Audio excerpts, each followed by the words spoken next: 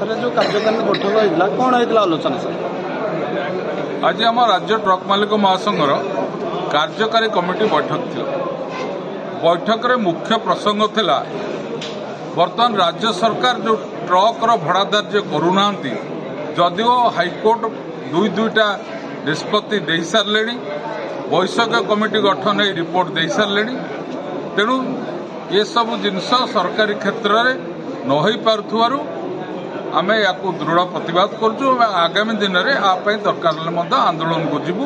ता छड़ा वर्तमान जो भाव में ट्रक गुड़िक मिछ ई चालाण मिछ हारासमेंट फाइन आदाय जुलम सबू जिनस को नहीं आम सरकार निकट में उपस्थापित करूँ। भुवनेश्वर गोटे बड़ धरण सम्मिलन करूँ। आवश्यक पड़े राज्य स्तरीय धर्मघट करने सर परिचय दो। दिलीप पाणी कार्यकारी सभापति। आज बैठक विषय आज बैठक आमर होता मैनेजिंग कमिटी बैठक ए मुख्य रही भड़ा जोटा सरकार दर निर्धारण करने दरकार से टोटाली 2022 मसीह माइन मिनरल जो रेट थिला ताकू हटई देइछन्ती। वर्तमान माइन्स मिनरल कौन रेट नहीं जहाँ जो कि राज्यर 80% गाड़ी चलाचल करे। एणु यह राज्यवासी गोटे भात हांडी कहले अत्युक्ति हेबनी। या राज्य सरकार जल्दी पुणी स्थिर करंतु एवं राज्यर ट्रक मालिक संघ केमती या पाइब तार व्यवस्था करंतु। हाँ वर्तमान शिल्प संस्था गुड़िक निज निजर गाड़ी आणिक लगे व्यवस्था कले। जथा जिंदल अनुगुल जिंदल माइन्स खोलिला तार निज ट्रक माध्यम से रायगढ़ को कोयला नहीं कि जीव या दिने दी दिन है स्टार्ट या राज्यवासी लगी गोटे कोठारघाट एवं अनुगुल नालको एवं छेंडीपदा तालचेर अंचल जो गाड़ी थिला से गाड़ी ताकू उपभोग करिया कथा किंतु से ता निजर गाड़ी लगे परिवहन करने को चेष्टा कला। कौन पदक्षेप निया निश्चित भाव में आगामी दिन में पदक्षेप निम धर्मघट को निश्चित भाव जी। परिचय मु विभूति प्रसाद दास ओडिशा राज्य ट्रक मालिक महासंघर सभापति।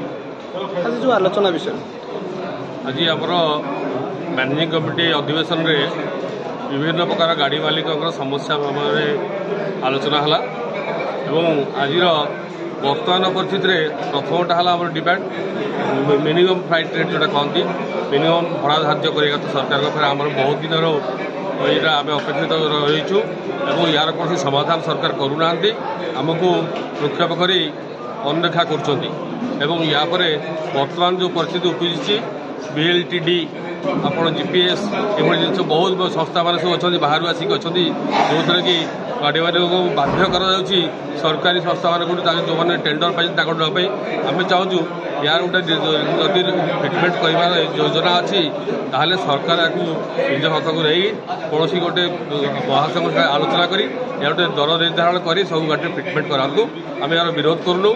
ता छड़ा अन्य जिते आजिकल ई चालाण हो प्रत्येक क्षेत्र में यार जो बर्तमान अपव्यवहार होती क्षांत रुहतु। रमाकांत नायक सभापति केन्दुझर जिला ट्रक मालिक संघ एवं उपसभापति northern zone all Odisha federation. आज बैठक आलोचना भाग नहीं कौन कौन आलोचना तो बैठक में कार्यकारी कमिटी बैठक में आज सब प्रकार आलोचना होती।